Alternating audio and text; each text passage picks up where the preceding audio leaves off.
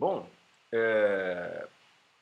entramos então na segunda parte, possivelmente o último vídeo preliminar às- ao nosso encontro síncrono, se eventualmente formos necessitar de um vídeo complementar, isso virá depois da nossa sessão síncrona, mas esse deve ser o último vídeo preliminar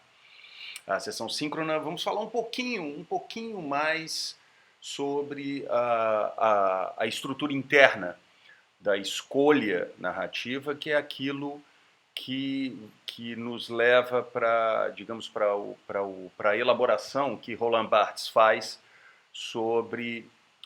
o código proairético das sequências narrativas. O que vimos até aqui foi que as sequências narrativas estruturadas a partir de uma certa dinâmica entre redundância e disjunção, nos momentos, nos seus episódios disjuntivos, naqueles momentos que Barthes designa como, caracterizando as funções narrativas, designa como núcleos, ou seja, aqueles momentos que fecham ou que abrem horizontes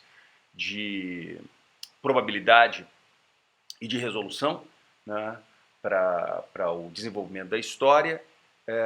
A narração, a estrutura narrativa, ela é constituída de uma tal maneira que, em face desses momentos, a ação precisa ser, o destino da ação precisa ser, de alguma maneira, escolhido, né? E, segundo Barthes, há um código especificamente narrativo que opera essas, digamos, essas definições, né, e que é o código proairético, né, que vem da palavra, do termo grego proairesis, né, que designa precisamente escolha, né? Então nós vamos falar um pouquinho sobre esse fenômeno da escolha como uma faculdade interna às sequências narrativas, às sucessões de ações, especialmente no aspecto em que elas abrem horizontes de probabilidade e oferecem destinos, né, como destinos, resoluções, como decorrências da escolha que a narração faz por uma certa direção, né? Então é isso que a gente deve, é disso que eu devo tratar nesse ponto da exposição, nesse vídeo preliminar, né? E apenas a título de ilustração, né, para começarmos a entrar nessa questão da escolha narrativa, vamos examinar aqui uma sequência narrativa que exprime muito bem essa imensa variedade de aspectos que contribuem para a formação de uma espécie de organicidade textual, perceptiva, estética, dramática, dentre tantas outras, da significação de uma sequência narrativa e que deriva da valorização simultânea de ações plenamente significativas, articuladas pelo tema geral da história e outras que são completamente esvaziadas desse sentido, mas que permanecem plenamente funcionais sob outros aspectos da evolução da história narrada. E aqui eu estou falando precisamente dessas duas espécies de ação ou de sucessão de ações que caracterizam a economia discursiva da narrativa, no modo como Barthes havia pensado sobre elas na introdução à análise estrutural, ou seja, os núcleos e as catálises. Vamos olhar essa sequência e examinar alguns fenômenos que estão associados, né, ou que nela, na sequência, ilustram essa faculdade ou propriedade, né, da escolha narrativa, né. Trata-se do início do momento preliminar à famosa sequência de perseguição automobilística do filme Bullitt, né, dirigido por Peter Hyams e estrelado por Steve McQueen.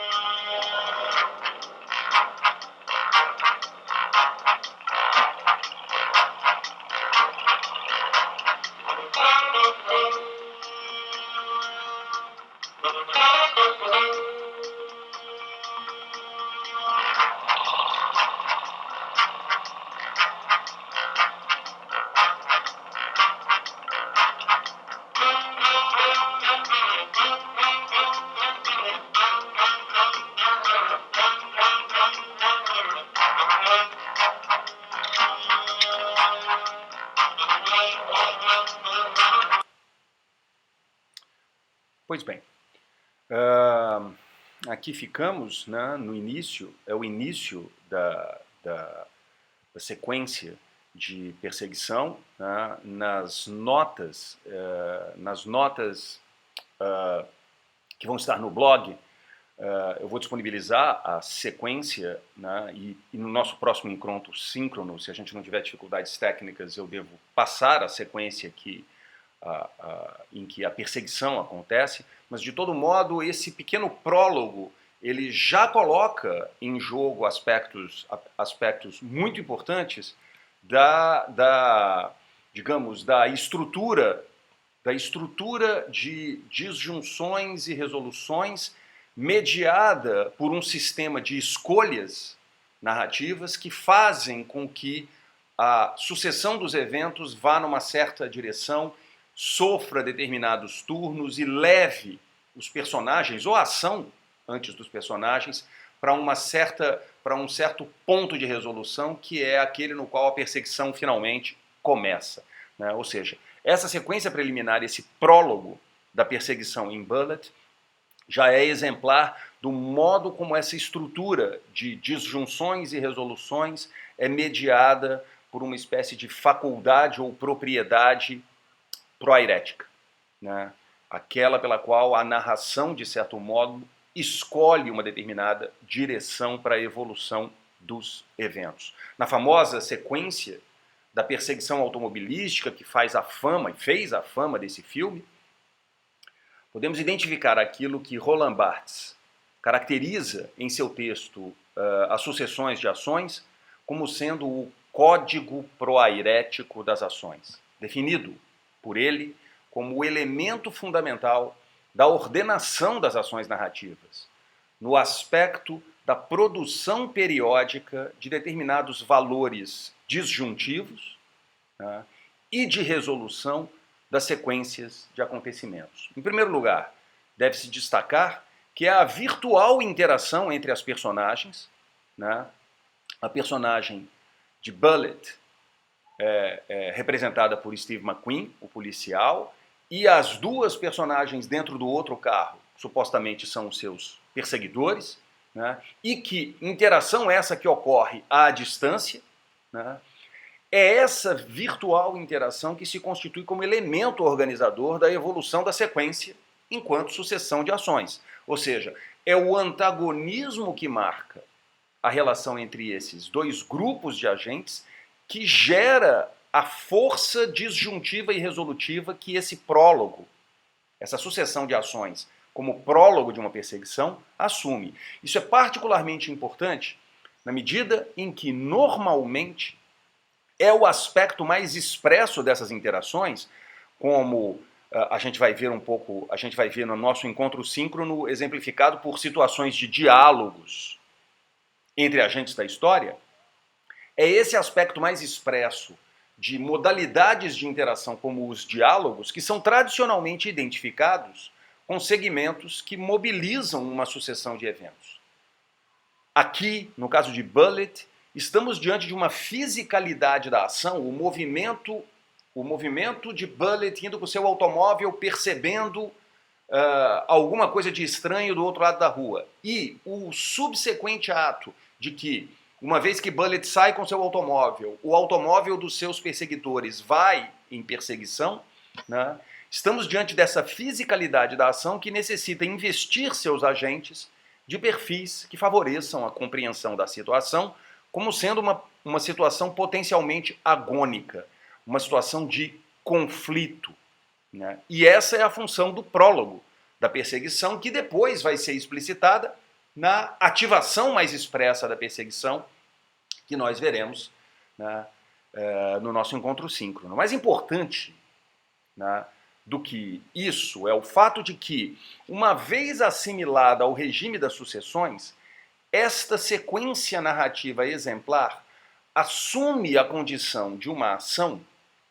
no aspecto mesmo em que a sua organização coerente, em que a sua isotopia é estruturada sobre o tal código proairético de que fala Barthes. O tal código das ações, através do qual os diferentes momentos disjuntivos vão exigir uma escolha da narração para apontar a direção da sucessão dos eventos. Como nos vídeos anteriores, aquela pequena sequência em que os oficiais do Império decidem não atirar na sonda em que se encontravam os androides, né? Essa escolha de não atirar, do ponto de vista da narração, é aquilo que promove a continuação da sucessão das ações desses androides e que permite o encontro que eles farão com Luke Skywalker, que se tornará o protagonista daquele episódio de Guerra nas Estrelas. Na sequência aqui em questão de Bullitt, esse código proairético também opera, né? Barthes reporta essa noção, a do código proairético, às doutrinas éticas da filosofia de Aristóteles, em especial no que respeita à faculdade deliberativa de escolha, portanto, própria às ações humanas, na medida em que a ocorrência dessa faculdade deliberativa sempre manifesta-se na implicação necessária de uma abertura de valores e possibilidades que definem a sua conclusão possível, né? Escolher um rumo da nossa conduta, um rumo das nossas ações, abre a possibilidade de uma conclusão de nossas ações, né? Se o telefone toca, abre-se a possibilidade de que eu possa atendê-lo ou não. Se eu decido atender, se eu me acordo, né, ao horizonte da probabilidade das minhas condutas é levantar-me da cama ou não, né? E essa relação perspectiva com a finalidade da conduta define a proairese, a faculdade da escolha, em seu aspecto de compromisso de qualquer ação tomada na relação com seu destino pretendido. Ora, basta a gente enunciar essa ideia da proairese como uma faculdade inerente à estrutura ou ao sistema da nossa conduta, a mais ordinária, entender o modo como essa faculdade ela é agenciada no âmbito do discurso narrativo. O discurso narrativo organiza o universo das ações dentro do seu horizonte de compreensão humana, né, a partir desse princípio no qual o horizonte da conduta é estabelecido a partir do modo como momentos disjuntivos, momentos em que se abre um horizonte de probabilidades para uma decisão da ação de personagens, né, ele sempre se resolve a partir do exercício de uma escolha, ou do exercício de um código que preside essa escolha. Esse é o código proairético. E Barthes o define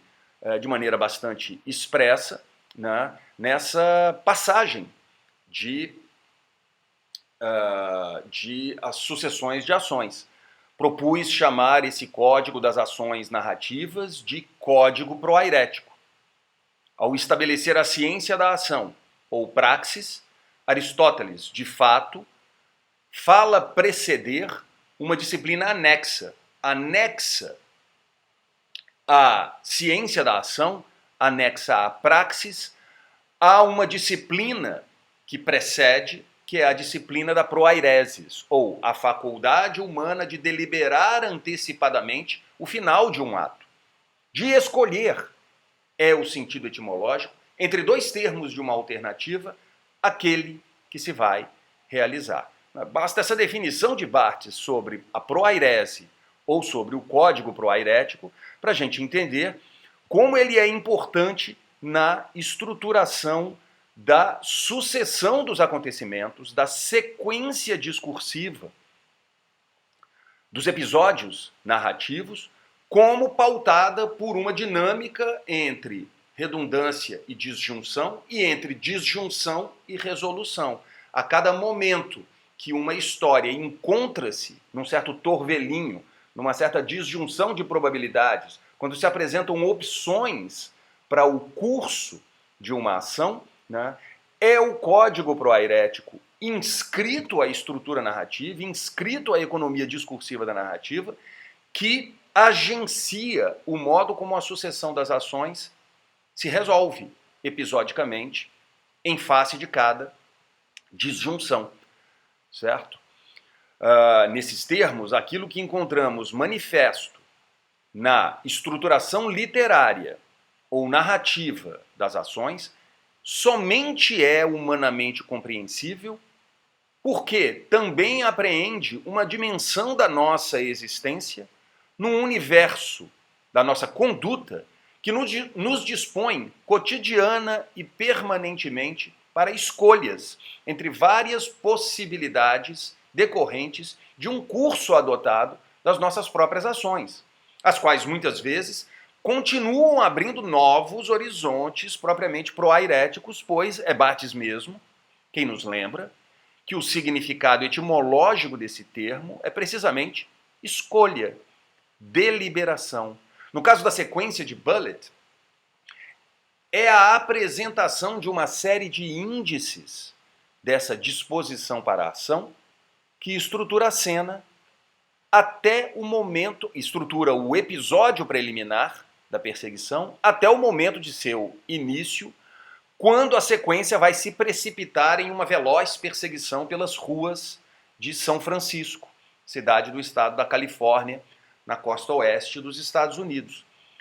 Índice dessa disposição para a ação, pensemos, aquele momento em que os perseguidores de Bullitt, né, quando chegam no fim de uma determinada rua que se abre para duas direções possíveis, escolhem ir para o lado esquerdo, e como o filme trabalha para oferecer esse momento como um momento no qual duas possibilidades se abrem para os personagens. Ou viram à direita no fim dessa rua, ou viram à esquerda no fim dessa rua. Ao deliberarem virar para a esquerda, né, eles abrem uma nova disponibilidade dos eventos, que é precisamente aquela que vai resultar no fato de que Bullitt, de perseguido, vai se tornar um perseguidor, pois na cena seguinte, enquanto os perseguidores procuram por Bullitt nas ruas de São Francisco, no retrovisor do seu carro, vislumbramos a aparição de Bullitt, do policial que agora persegue aqueles que anteriormente o perseguiam. A inversão dessa situação decorreu da escolha feita pelos agentes de ir à esquerda e não à direita. E no interior dessa sequência exemplar de uma modalidade proairética da sucessão narrativa, encontraremos as relações fundamentais que definem, segundo Barthes, toda a funcionalidade das ações narrativas como partes de uma sintaxe, né? Como partes de uma articulação solidária entre os elementos dessa sucessão narrativa, né? E eu discrimino aqui essas características, né, da estruturação proairética da sucessão das ações. Em primeiro lugar, a ordem da sucessão aqui é perfeitamente consecutiva e consequencial, no sentido em que a evolução dos eventos pode até não ser cronologicamente pura, né, já que ela pode envolver elipses, saltos, retardos, mas de certo logicamente consequente. De tudo aquilo que um personagem faz ou que uma narração nos exibe enquanto horizontes da ação, decorrerão consequências lógicas, tanto do ponto de vista das ações, quanto do ponto de vista da narrativa. Segundo aspecto, a sequência reflete uma dimensão volitiva das ações, já que as manifestações físicas que ocorrem traduzem inclinações e motivações, caráter e disposição dos agentes, tanto no plano do tópico específico das suas ações, no episódio específico das suas ações, quanto no de sua função no esquema global da história. Essa dimensão volitiva é extremamente importante para aquilo que nós vamos desenvolver quando nos encontrarmos na sessão síncrona, porque ela faz coligar os esquemas proairéticos do episódio ou da sequência de ações e a função dos personagens, né? São personagens, em geral, que fazem escolhas. São personagens, portanto, que são identificados como agentes que fazem as escolhas que destinam os episódios narrativos para uma certa direção. Certo? Terceiro aspecto. A sucessão, ela é durativa, pois nela se encontram as claras marcações de um início e de um fim das ações, como elementos instrutivos da compreensão sobre aquilo que importa em sua exposição, né? E, sobretudo, sobre a economia proairética na qual a sucessão é regida, né? Por fim, a sequência estrutura-se sobre o caráter reativo e equipolente das interações entre personagens, na medida em que se fundam numa ação característica, como a da perseguição, que presume, por sua vez, um esquema sequencial da representação da sucessão, por sua vez, baseado na necessária alternância das ações entre os personagens. Apenas para concluir esse vídeo, eu diria que é importante termos em vista que, especialmente no que respeita a dimensão volitiva e a dimensão reativa e equipolente da sucessão dos episódios, né, da sucessão das ações narrativas, né, essa dimensão da proairese, ela vai nos identificar fundamentalmente com o caráter funcional dos personagens, que é aquilo que se exprime no âmbito de uma estrutura actancial dos universos narrativos. Narrativas devem conter personagens, agentes, como se diz em grego, em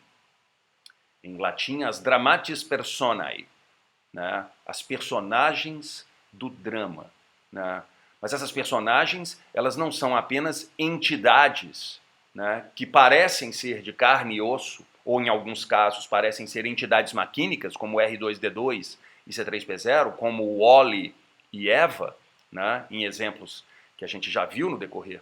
do curso, né, mas elas são fundamentalmente agentes da história, basicamente porque boa parte do ônus do agenciamento dos códigos proairéticos que fazem a ação prolongar-se para além das disjunções e resoluções a cada episódio de uma trama, o ônus dessa escolha é, em geral, atribuído aos personagens. Atribuído, portanto, à estrutura actancial na qual os personagens estão incluídos, né, em universos de história para fazerem escolhas, para cumprirem deliberações, né? E, em cumprindo deliberações, gerarem um conjunto de características que são aquelas através das quais nós nos alinhamos ou desalinhamos enquanto leitores e espectadores em relação aos personagens, nos identificando ou nos desidentificando com a característica que essas escolhas e deliberações transferem para nós em função de um sistema de valores que esses personagens, de alguma maneira, representam. Mas sem querer desenvolver todas essas questões relativas aos personagens, esse é o assunto que a gente vai abordar quando nos encontrarmos na próxima quarta-feira. E com isso eu encerro a última parte desses vídeos preliminares, deixando eventualmente, se for o caso, para um vídeo complementar, qualquer coisa que a gente, por quaisquer razões, não consiga cumprir e terminar na nossa sessão síncrona da próxima quarta-feira. A gente se vê. Até lá e desejo uma boa Páscoa a todos.